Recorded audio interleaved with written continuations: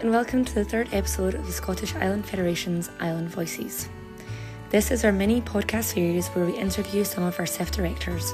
Today I'm delighted to be interviewing Luke Fraser. Luke is joining us from his home in Orkney and is also the current chair of SIF. So Luke, can you introduce yourself and tell us what island you're from? Hello, I'm Luke Fraser. I am the chair of Scottish Islands Federation and I'm from Orkney. Have you ever lived off island and what made you want to stay in Orkney? I went to university in Leeds for 3 years, did economics down there. I also, before that, was spent a fair chunk of 2 years abroad in the Philippines and Australia and various places doing some voluntary work and things. So but I had a chance to travel when I was younger and moved back home in 2005. So I've been back in Orkney for the last 20 years now, which seems a very long time when you say it. Of the other places you've lived, was there like a particular highlight, like Thailand, and that all sounds amazing? Yeah, the Philippines was amazing. I've been in some of the villages in the mountains that they'd never seen white people before, so we were kind of hiking up there, helping with some stuff. Some of the island hopping was amazing. So it was the weather was certainly a highlight compared to what we sometimes get. And when you were growing up, at that point were you desperate to leave Orkney, or was it always sort of your intentions that you thought you might come back? I was never really sure. I think the plan was to always go away, and I didn't really, as being a late teens, I wasn't really thinking about anything beyond that. So there wasn't really much of an intention to come home. But I think as soon as I did, I thought, no, this is the right thing right place to be, and it certainly haven't regretted it since. It's certainly been a good move. What part of Orkney do you stay in? I grew up in the West Mainland. I now live in the East Mainland of Orkney. But I'm in the Isles plenty with various work. I work a lot with North Orkney Trust and some of the other islands as well. So I get to see plenty of Orkney, which is great. Do you want to just describe a wee bit about your role with North Ronaldsay? Yeah, I'm the community development manager, so it's a part-time post. It's working with the development trust. It is trying to do a lot of our capital projects and some of our revenue projects. It's trying to help support and sustain the island. So we've got a large community hub project ongoing at the minute. We're running things like trying to run community transport and get that off the ground, and community tourism with things like cruise offerings and stuff as well. So there's lots and lots happening, but it's a small, fragile community. So we're trying to help with the sustainability there, and it's a really cool place. You've sort of maybe covered this one already, but what does a normal day look like for you, / sort of what do you do for work? Which a little bit. I've got 2 jobs in business and they're all with SIF, so there isn't really a normal day is me running around like a headless chicken, not getting everything I need done. But no, I run my own little business. I also work for the Housing Association up here, running the house build program. Work for North Orkney and then do the voluntary role with SIF. So it's just lots and lots of different things, which is great. My attention span isn't very good, so I'm good at bouncing from different things, but you do sometimes struggle to get the big meaty things out of the way. But no, normal days I work from home, which is great. I get to see the family and stuff, but also lots of meetings, but also lots of different hats and lots of juggling different things. But it's good fun most of the time. And you mentioned your sort of other small business. What sort of industry is that in?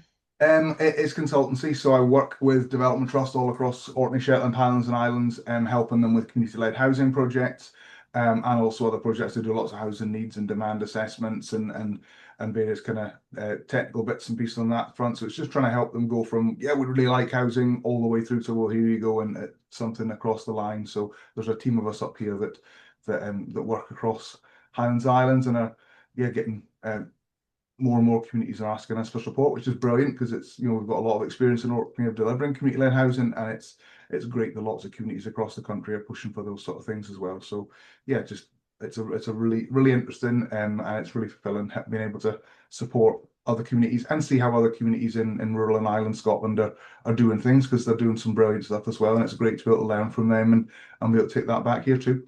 Is there a particular project that springs to mind of one that you're currently working on that's really firing, rewarding? The one we're working on in North Orkney at the minute, Fred, which is our £2 million community hub, is brilliant. It's logistically it's a real challenge for what is such a small island with a lift on lift off area once a week, but it is going to be a really, really good project. When it's finished, it's got a gym, it's got a community room, we've got a hot desk space, a kitchen area, a meeting room, 2-bedroom flat upstairs.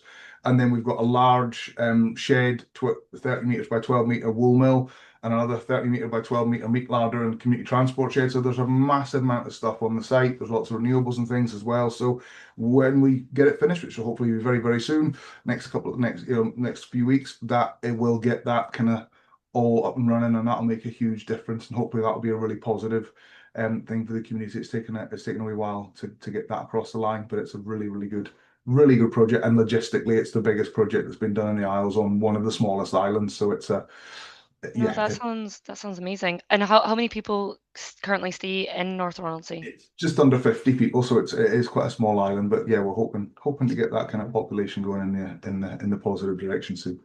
Yeah, and it sounds like a project like that will make such a difference to everyone that stays there, and even like potential newcomers. That's the hope.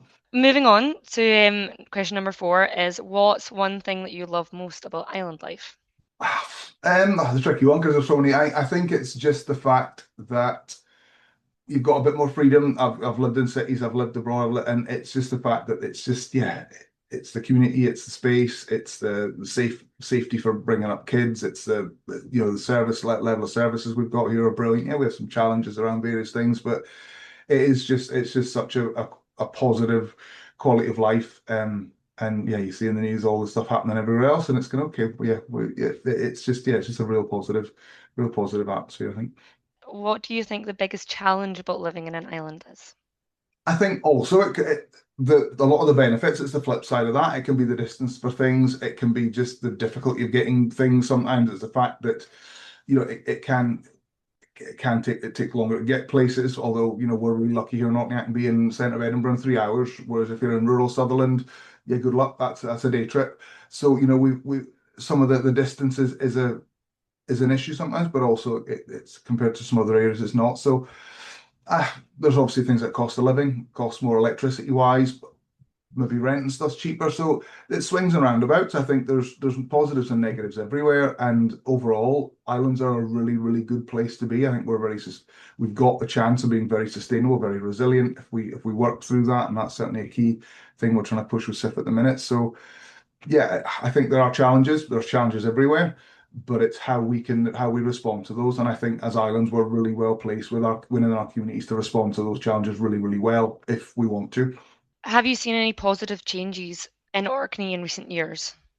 Yeah, I think there's been some really good change in terms of infrastructure and stuff. We've got some new schools, we've got a new hospital. There's been quite a lot of money spent. Because obviously we're trying to invest in housing significantly as well. So the council and the government have done well in terms of investment. There's lots of money going in, which is great because I think we've managed to get in ahead of what are probably going to be some budget crunches in terms of projects going forward. So we've managed to get in under that, before those kind of doors have maybe closed off a little bit for some of those. So yeah, we've done very well on that front.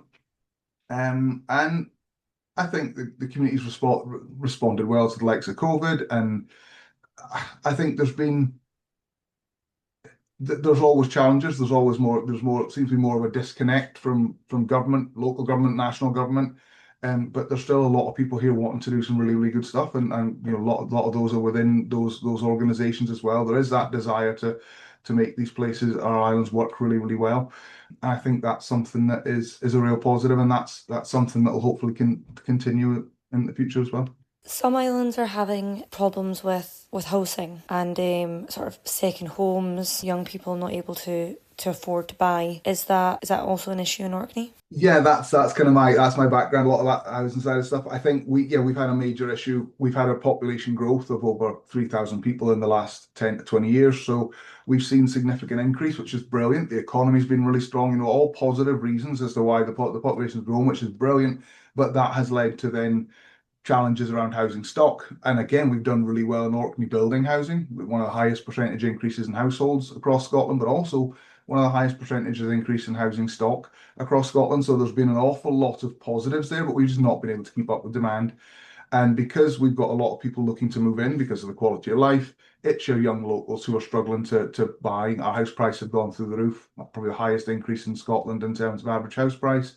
So that does make it challenging for younger households. And I think we need to do more to try and prioritise those younger households in terms of our demographic balance, which again is going in the wrong direction, as it is across lots of rural and island Scotland. There needs to be more done to try and address that. A lot of the needs that are being addressed are obviously required to be addressed, but we need to address that structural problem of demographics. So yeah, there's lots of good work being done, but I think there's more we need to do as well. There's more priority that needs to be given to that. But second homes, there are second homes here. There are certainly homes used for short-term lets. We've got a very, very strong tourism industry. We need that. Tourism is huge in Orkney, and I think we need to encourage that. But at the same point, we need to make sure that the infrastructure we have has been effectively used for what it can be best used for. So we want some short-term lets, but we also need that long-term housing. And compared to some other islands and other rural communities, we don't have the same sort of level of pressure they have with short-term accommodation. So we do well. I think we've got probably quite a good balance, where some other areas, I know that's not the case. So yeah, there are issues, and similar to a lot of the communities I work with my private consultancy hat on, we just don't have the housing. We just don't have the housing, and it's getting more housing. It's bringing back the empty homes, because those are the ones that are probably they're not being used for anything. If somebody owns a property, I suppose they can kind of do what they want with it. A second home, they're here some of the time, spending some of the money. Short-term rental, it's bringing people in who are spending money. An empty property isn't benefiting anybody. So those are ones we're really keen to try and see how do we get more empty properties back into use. And a lot of those are in very remote island and rural areas. So actually they're not in the middle of towns, although there are some in the middle of towns. They're those ones that maybe you wouldn't see many new builds, or you wouldn't see it. But if you can get half a dozen empty properties back into use, it's equivalent to half a dozen new builds that you are never going to get in that community probably. So there's real positives about trying to bring some of those empties back. But community-led housing's been brilliant. Lots of really good work across the country on that, and I think there's lots of good opportunity, and that's something we've certainly been championing at SIF, is to try and get that Rural and Islands Housing Fund, keep that thing. It's been a brilliant fund, get that moved and get that enhanced, and I think there's lots of opportunity going forward, and communities are out there wanting to try and change this, so there's real opportunity there. Sorry, that was a bit of a high horse, so that's one. No, that was a great answer, and I completely agree on the whole like retrofitting, like housing, like that's like a good focus, and sort of in terms of sustainability as well, sort of using that existing housing rather than building new in terms of like embodied carbon and stuff. That's definitely a good way forward. You mentioned, was it 3,000 population change in Orkney? What has been like the main driver? I know you did say something about like quality of life, like it's our economy largely. A lot of the, you often get, it's just people retiring, moving to the islands. Well, we've crunched the data, and actually there's an awful lot of it's families. So we got, it's people doing specialist roles in the NHS. It's nurses, it's doctors, it's those people coming up. It's filling roles that we can't fill locally. But it's also that quality of life. It's people moving here because, especially post-COVID, when you can work remotely or you can do it, there's that ability to move. So no, I think there are some retirees. There's people whose family move up here for work and the parents follow them or grandparents follow them, and that's great. Again, we want people that want to be here, and we need that in migration to support the economy. And we are seeing an aging population. We're due to see an 80% increase in over 75s in the next 20 years, while at the same point the projections show us losing 1,300 of our 13,000 workforce. Those things don't balance up when you're looking at care. So we have to bring more people in who are working age, who want to get involved and want to be part of the community and work. And that's really positive. We just need to make sure that we're balancing that out and making sure that the local young people who want to stay are given opportunity to do that as well. Because they're often the people that are least able to meet their housing need in the market, because they're maybe not on the higher salary, or they've not got something at house they can sell south and then buy something. Our prices aren't quite at that Scottish average yet, so you're getting more bang for your buck when you're moving in. So it's just trying to maximise the potential of those people coming in and the benefit that brings, and also trying to retain the people that want to stay here and have made a life here and are committed to the community as well, giving them the opportunity to stay. With that increase, has there been pressure on sort of services in terms of schools as a result of more families being able to move up? The pressure has been largely around urbanisation. Kirkwall, the main town here in Orkney, is growing like Lerwick is in Shetland and like Stornoway is in the Outer Hebrides and others. It's that services are being focused and concentrated in those key areas. And that's where a lot of the housing provision is, which means that's where the services are provided, and that's putting pressure on roads, on sewage, on infrastructure, on schools. Whereas some of our more rural areas, you're seeing school rolls dropping because there's that focus. And we live 5 miles out of town. If I forget something or we need to run the kids into an athletics or whatever it is, it's a 10-minute drive. I grew up half an hour out of town. The idea that, you know, you've got a couple of kids and you're running every single evening and weekend to various events, and I can see why there's that shift towards the core, because that's where the services are. The advantage we have in Orkney is that with that shift towards the core, the properties that are being sold in those rural areas are being bought up by these people moving in from outside who are after a lifestyle change. So we're not seeing that collapse in house prices in rural areas. It's been sustained. So it's you've not really been able to see that there has been that shift and there is that change because it's been held up. But yeah, I think we do need to, and it's not just here, it's probably across the board, and it'll be in rural areas as well. There needs to be a wee bit more decentralization of housing development, just to support those those rural communities that want housing, but often things that planning policy and regulations at national level all the way down can make it more difficult to build in some of these areas because it's transport's not the same, and various understandable reasons why. But again, it's missing the point of these communities want to be sustainable, so let them. And is there any sort of plans to maybe connect some of the islands to mainland Orkney? There have been some talks of fixed links. I know Shetland's doing a lot of work with Yell and Unst, and we work quite closely with them on some housing stuff, and that makes a lot of sense, I think, potentially there, because of the population numbers and how their geography works. In Orkney, it's a bit different. You know, Outer Hebrides, again, you've got that kind of long island where you could join up, and we don't have that. We've got a dispersed island geography, so there's talk of connecting Shappensea to mainland Orkney, and that might put in a ferry pier at the other end of Shappensea, shortens that trip into Kirkwall. My personal opinion is that's very Kirkwall focused. It's how do you get people from the islands and to the islands to and from Kirkwall? That's not sustainability in a proper sense. If you want to make the Isles sustainable, you interconnect them more. Let's shift the focal point of the North Isles from Kirkwall out back to the North Isles. So when fixed links are discussed, I think and again, I'm no engineer by any stretch of the imagination, but if we could make it possible, I think you're looking at Westray to Edy to Sandy potentially. You're creating maybe an island of 1,000 people, which by Orkney standards is a big island in the North Isles, and a lot of your services are there, so the other islands are going to that island. But again, it's what the population of those islands want. Some people say we don't want to be connected to it. And it just depends on, again, very much, I think, how those communities want to be connected. We've got the council's working with the government on ferry replacement programme that looks like that may have a really positive potential outcome from that, which is great. But no, there's certainly it's getting more expensive to do anything, and we've got smaller numbers on some of these islands. So it's how do we make these places sustainable as we possibly can within the budgets and stuff that are available. And I think a lot of organisations are doing what the best they can to make sure that we are looking to stay in its key policy is to sustain our islands, which is brilliant, and hopefully, that's something that'll continue again. I think it's really important. What's the smallest inhabited island in Orkney? There's a couple of islands that have like one family on them. So, All but right. again, there's no, like the smallest inhabited island that's got things like council ferry connections and various things, maybe 10, 15 people, depends on when the last person moved out, if you're full-time resident, various things, but I think you're down at that sort of numbers. The largest, Westray, is about 500 and something, maybe almost 600.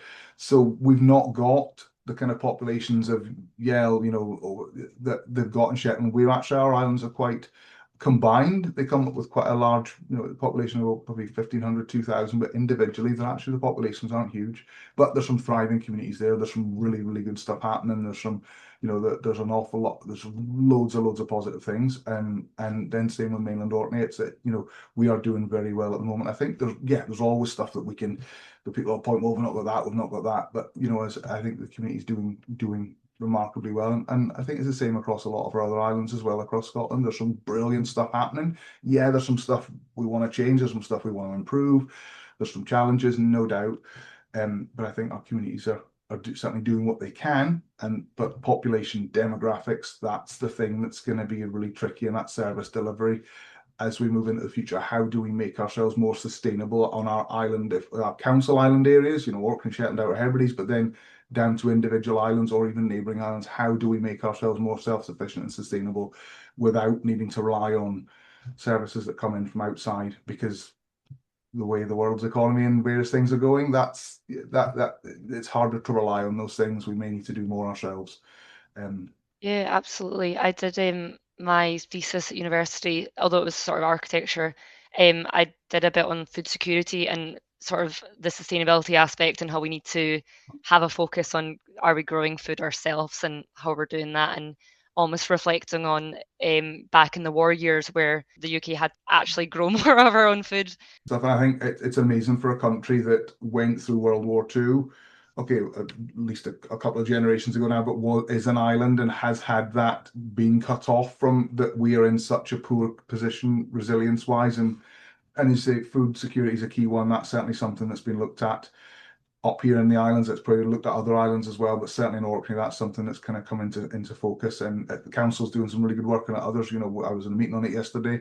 It's something that the communities and lots of people are really looking at now, saying, we need to improve this, we need to enhance this. I know one of the islands is the only fresh veg they've had last week or so has been what they've grown on their island, because it's not been able to come in on the boat. So there's been some, that is certainly something that's happening. But no, there's lots of people now starting to see that as globalized as the economy is, we maybe need to get a little bit more local in some of what we do. Energy production and food are two of the key ones, I think. Yeah, no, definitely.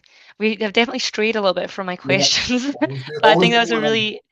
really interesting point of view, and sort of all your knowledge of Orkney is really interesting.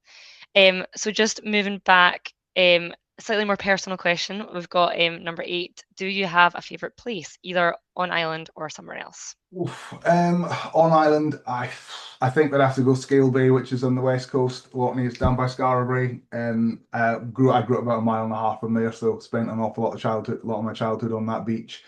And yeah, so it's just the beach, the headland, that area. It's certainly a place, but just Orkney in general. There's so many good memories for my family, my kids, but also growing up here as well. So it's a special place. Question number 9 is, do you have any advice for your younger self? Buy Bitcoin in 2000. Buy lots and lots of Bitcoin. I think would be the main piece of advice, because that helps everything else.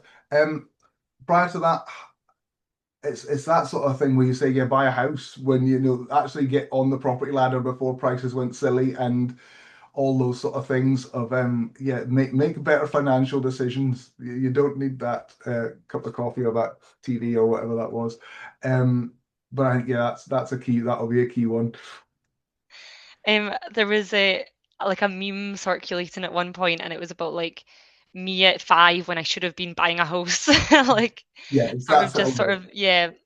making a play on the fact that, oh yeah, we should have all been thinking about this when we were younger. Yeah, I know. Yeah, the £1,000 of Bitcoin's worth what, 6.5 billion or something now. So it would have been quite the investment, but never mind. Okay, the next couple of questions are SIF related. Yes. That's why we're here, because we both are involved with the Scottish Islands Federation. First question is, how long have you been part of SIF, and what made you want to join the board? That'd be great. Yeah, I think it's my 3rd year on the SIF board. It's flown by. It's been really good.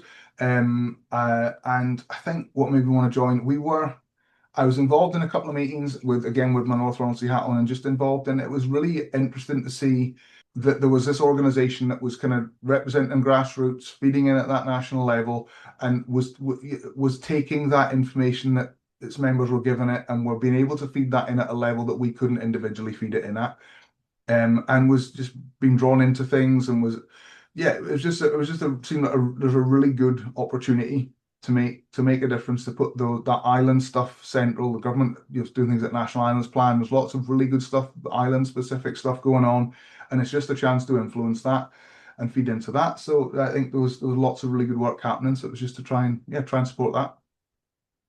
And what SIF work have you been most proud of? I think the thing I'm probably most proud of with the SIF stuff is the fact that we are doing so much across such a range of activities for what is quite a small organization. Well, very small organization. We're doing lots of really good stuff across the board, and we're being seen now more and more as experts in our field across the board. So we've got more government services and others coming to SIF asking for us to be involved in stuff or to feed into things or to give advice, and that's really good, and that just shows the really good work of the team and the wider board. Just the fact that there is so much really good work going on. It's high quality work. What we're bringing to discussions are obviously valued, which is really useful. I think that's so really proud of yeah, what our team can bring to things and what our team is bringing to things. And the value that is being seen from others in that as well, and hopefully that continues. Hopefully our members value it too. Our membership's growing, and we want to be able to provide that, provide our members with what support we can, but also get their voice into stuff. And we've certainly been able to do that with digital connectivity and housing and childcare and stuff. And there's lots going on with marine litter as well. So there's loads of really different, varied things happening that we're getting more and more involved in, and that's really, really positive. No, great. Definitely, I feel like we've got so many different wee bits in the pipeline, from like events and submitting consultation stuff, and like I feel like there's a huge amount. You've definitely covered aspects of this question already, Yeah. but I will ask it anyway. Why do you think having organisations like SIF are worthwhile? No, it's good. I think one of the key things we've got is the fact that at European, Westminster, Holyrood, even council, people are feeling more and more disconnected from decision making and from various things. And I think SIF's a really good opportunity, and other, the development trusts, community councils, others that we've got in our membership, they're that very grassroots level, and we've got the ability to feed in from that level into things. And it's brilliant that the likes of the government and the likes of are coming to us and saying, like, we want to know what your members think. We want to know what is coming in at that level. So yeah, I just think it's really good that we've got that ability to feed in, and we've got the likes of DTAS, and there's a range of others, Scottish Rural Action, lots of these organisations now who are run by volunteers. We've got some good staff and teams, some expertise being built up there, and it's just a really good way to represent that community sector. And I say community sector, not third sector. I think it's different. I think with the community sector is a different animal, but has that ability to represent that community sector, our members, but also their constituents, and represent that at a level that we've not really been able to do before, or has been done by councils, or the public sector's maybe done that, or your TSI or your third sector interface and others. This gives a chance for a different voice. And I think SIF is one of those voices, and I think working with partner agencies across the islands, across Highlands Lands, across urban and rural as well, it's that community sector voice is a really strong one, is growing, and I think SIF plays a really important part in that, and hopefully it's a part that will continue to grow, and hopefully it's a part that's really positive, because there is a positive outlook for our islands. There has to be. We've got some amazing landscape. We've got some amazing opportunities. We've got some amazing economic opportunities, renewables, but also agriculture. We mentioned food for security, tourism. Just in general, there's lots and lots of really good stuff going on here, and it's how do we help sustain that and enhance that and grow that. And I think that you need the likes of SIF and others kind of shouting that real positive outlook, hopefully, anybody who'll listen, and some of the people who won't. Do you want to say anything as chair to any listeners of the episode that are maybe considering joining as a member or getting more involved? Oh man, my thing.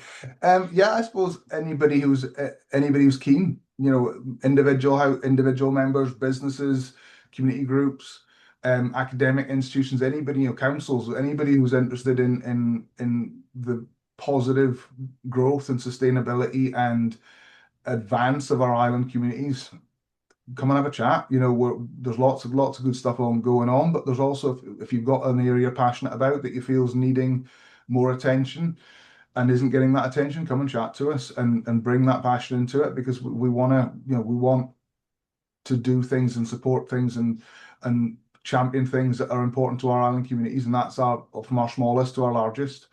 The aim here is to try and enhance and improve And anybody who's interested in that, anybody who's heard anything today in some of the other episodes and just had a look at the website and things that's keen, you'll reach out and have a conversation, because we'd love to hear from you. Yeah, definitely. I think our working groups are also sort of the showcase of the fact that we've brought on the childcare working group and the housing working group and marine litter, sort of because the membership Yeah. wanted to talk about those issues. So I Yeah. think they're three good examples, and potentially there'll be more working groups in future. Definitely. But thanks very much, Luke. I feel like No we've worries. covered a lot. I always enjoy hearing about Orkney. I feel like most of my island knowledge definitely started in the Western Isles, and through being involved with SIF, I've definitely got way more knowledge about Orkney and Shetland. Sort of That's good. through hearing about your work, just everything that's going on. It's really interesting. Thanks, Joe. Perfect. Thank you very much. No worries.